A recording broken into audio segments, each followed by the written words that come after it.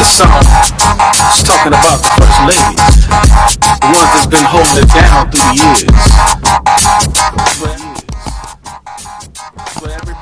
I want somebody to think of me first. Hello, and thank you so much for tuning into my channel. I hope that before you leave this video, you will comment, rate, and subscribe. I have a double treat for you today. These ladies are just starting out. They've only been in ministry for 5 years.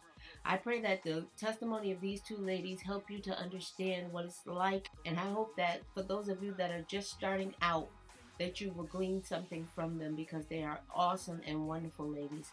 Thank you so much again, and tune in until the very end. It's coming, January. It's 5 years, January 4th. Wow. Mm-hmm. That went by fast. Yeah, it went by real fast. Yeah. How long for you? A little over 5 years now. September will be 6 years. The ones with the hat on, yeah, I'm talking to you. Wow.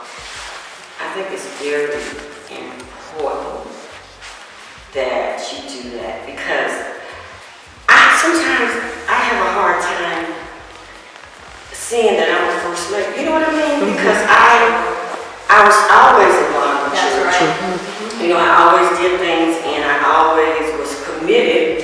You know, it didn't take me marrying him to become the person that I am. So I think it's very important that you know who you are.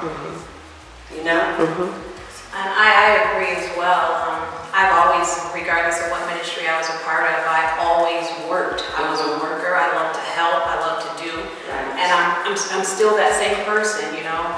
I think sometimes I do a little too much, you know, give a little too much, and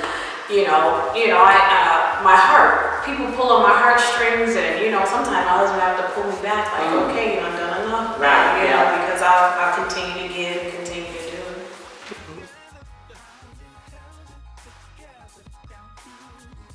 I think it's relevant. For one, our ministry has a lot of young women, young men, and a lot of them are not churched. They've never even been to church.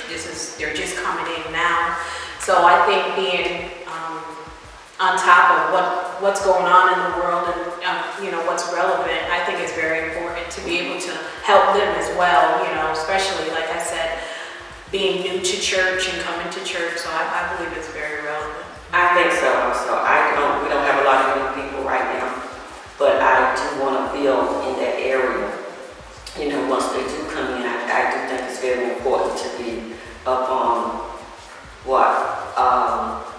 what's important to them, because that's the way we can draw them. You know, the word says he's the same yesterday, today, and forevermore. The word doesn't change, but methods change on how we handle situations. Do you think a first lady should be transparent? I believe so, and I try to be as transparent as possible, especially when it comes to life experiences. Like I said, we have a lot of it's a lot of young mothers and a lot of young single mothers. And just from my experience in being a young mother, trying to relate to them, I'm always trying to be transparent. Is there a point where you can go too far?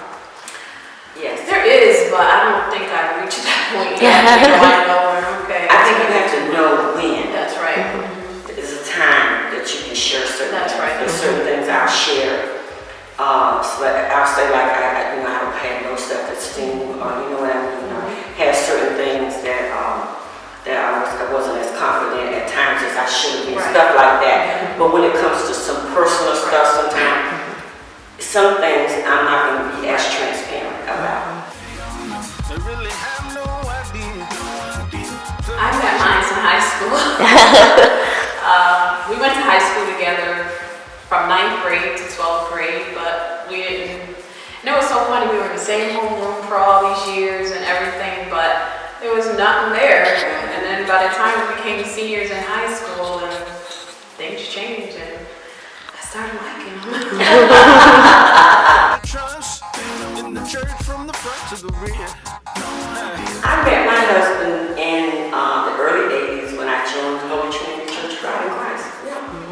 I met his whole family at that time. My sister had married into that family years ago.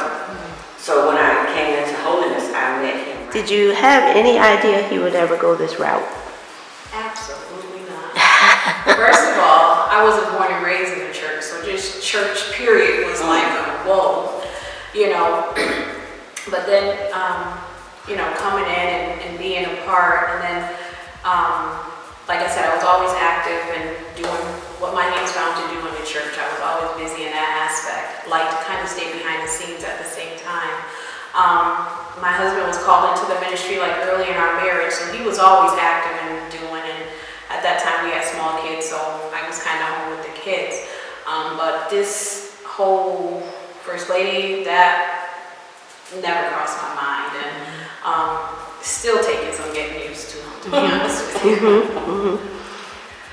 Well, because we were much older when we got married, I always knew that God brought us together, didn't bring us just together, I always say just to love on each other. He brought us together for ministries. But no, I wasn't thinking of him becoming a pastor and me becoming a first lady. That was the last thing on my mind. I was just happy to be married to my group, to be saved, working in the church together. You know, that should be every woman's dream. If you're saved, you want a godly saved man. And that was that. I was just happy with that. Yeah. Well, for me, actually 5 years before it actually happened, I can clearly remember vividly one Sunday morning I was preparing for church, and it's like the Lord spoke to me and told me he was going to be a pastor.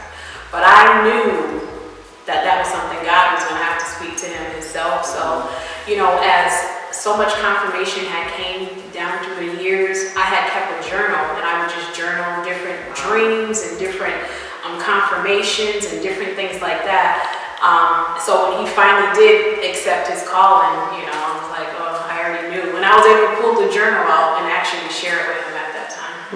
After we left Holy Trinity and we were at Fresh Anointing and we were working in the ministry, it became more apparent. I will never forget the late Zeddy Perry, that last Sunday I was here at Holy Trinity. She said to me, she said, I'm going to miss you so much. And before she finished, she said, but this is just a stepping stone for you and your husband. And I was like, oh. And others began to say the same thing. So I watched him and I knew that God was taking us somewhere. And so God just made it clear what he was doing. What part does prayer play in your life? It's very important. If you know, you have to pray. You have to seek the Lord for everything that you do, because my favorite prayer every morning when I get up, I say, Lord, order my steps and direct my path, creating me a clean heart. And I've been doing this for years, and I keep doing it.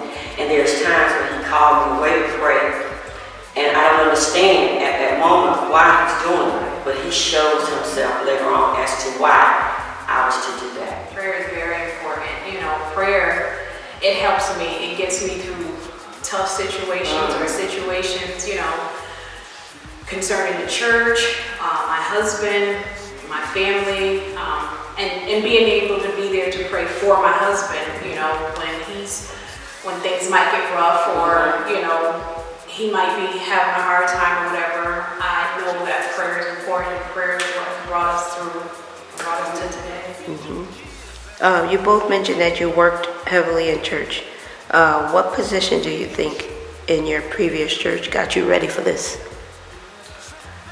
Well, I think a couple places, working with the women's department, also being a Sunday school teacher. I was the president of the senior choir for many years, and I assisted with the Bible band. So all four of those things helped me prepare for what I'm doing now. I also was on the women's department. I wasn't the head of it, but I worked on the women's committee. I was an assistant Sunday school teacher. I worked on several committees, helping at that time one of the churches I was at made their own Sunday school books, so I was a part of that, and typing the books and different things like that as well. I don't know, to me it just seemed like nothing can prepare you for something like this, like nothing.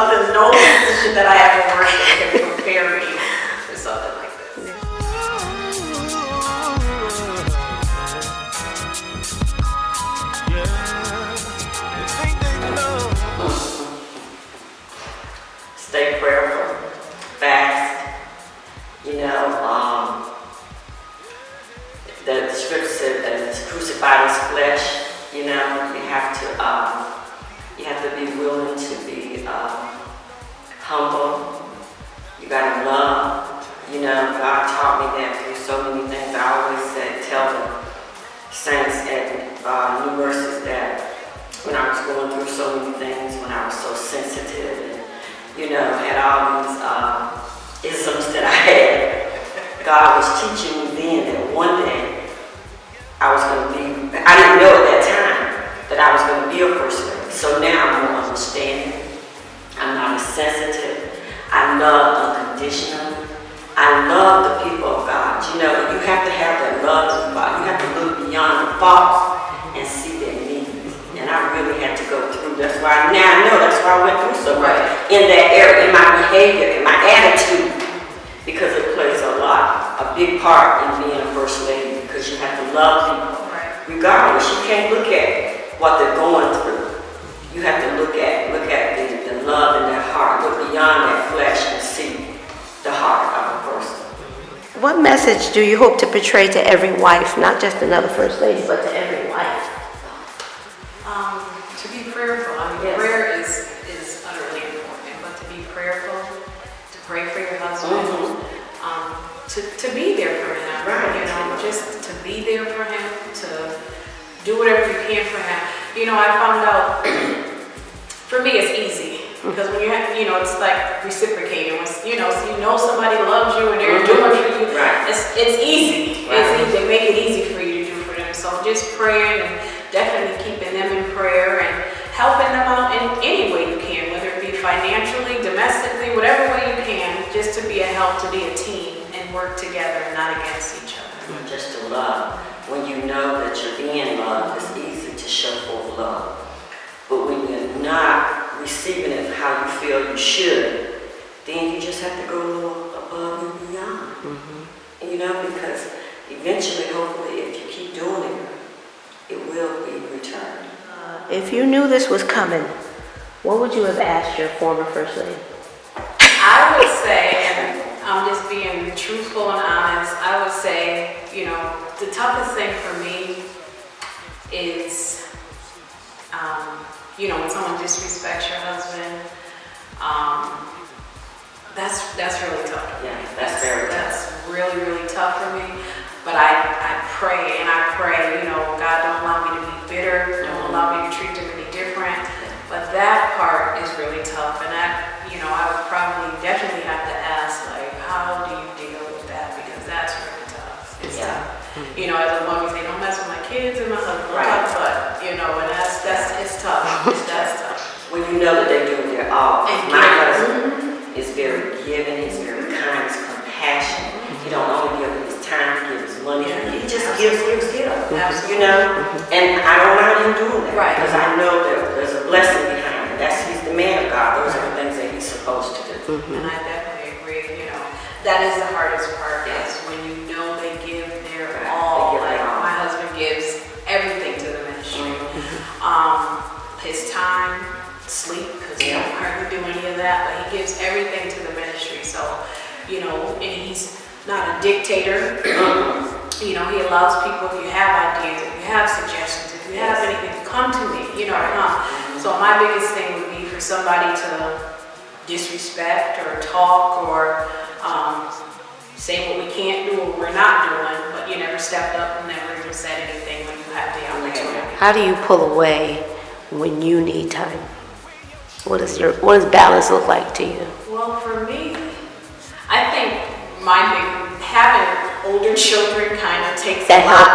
It kind of takes a lot off. It really does, having older children. But I still have a disabled daughter that, still needs my attention. But I think having older children kind of helps there, because, a lot of times I think about, well, God, I'm kind of glad you called them when you did, when the kids were grown, because they were in a lot of things at school, they were in sports, they were in a lot of stuff, and we stayed busy with them. So that's a big thing, that's kind of gone now. But for myself, I take a little time to myself when I need to, but I like to believe. I like to be with him. So whatever we're doing, whether it's church or we go out to dinner or whatever, we have a good time together. So I'm okay with that. And I'm retired, so I have my time. I'm at home during the day while Aaron's at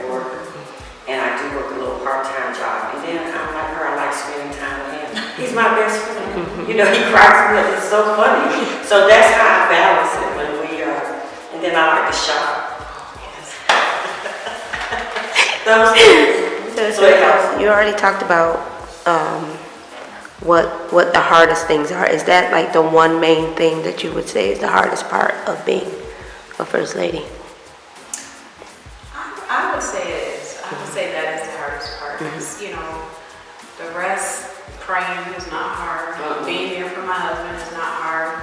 I love the members of the church, so being there for them is not hard. You know, doing whatever I can to help them. You know, we'll go to the kids' basketball games, you know, from the church, plays and recitals and different things like that. So, I mean, I have a love for the people, so I think that would be the only thing, or that's my biggest thing is, you know, when my husband is, you know, not treated right. But yeah. And like I said, it's not work to me because I enjoy church. I look forward to going. You know, I think it's a struggle when God is not in you. It becomes a bigger struggle. You're always going to have your struggles, but I think as long as you keep God at the center of your life and you enjoy what you're doing, then it's fine.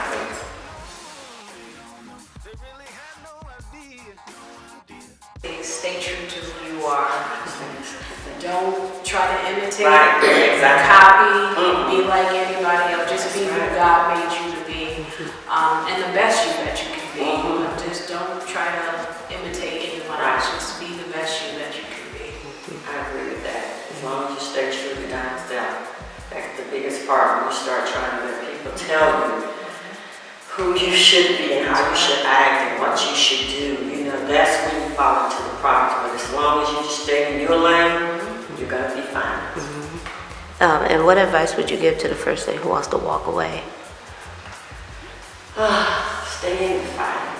You know, that's what I would say. Just stay in the fight. You know, to keep God as your guide. Scripture to look to the hills for when cometh your help. Too often it's because we don't put our trust in Him. The scripture says, trust in the Lord all thy heart. Lean not to our own understanding, because we can get in the way of ourselves sometimes because we become so self-centered. But I think as long as we let God do it, it always works out. Because if He called us to this, then He's going to take care of us through it. Just work through it. I mean, in any area of our lives, we have tough times, we have struggles. So, you know, in marriage, do you just walk away from it because you're having a struggle? Your kids give you problems. Do you just do away with them? You know, but you just, you know, pray. I can't even stress prayer. And just hang in there. Just hang in there. Yes, I said that right.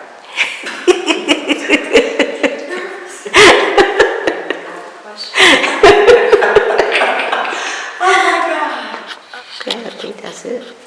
Anything y'all want to add? Oh my God, and I was fretting so